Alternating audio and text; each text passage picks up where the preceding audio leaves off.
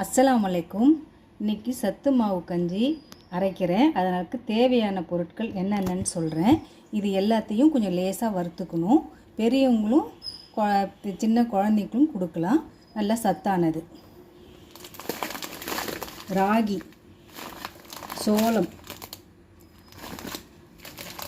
கம்பு, மக்காச்சோளம், சிவப்பரிசி, சிவப்பு சோளம், கருப்பு கொண்டக்கடலை, முழு பச்சைப்பயிறு, கொள்ளு, கருப்பு உளுந்து, கோதுமை, திணை, வரகு, சாமை, குதிரைவாலி, நிலக்கடலை, பாதாம், முந்திரி, பிஸ்தா,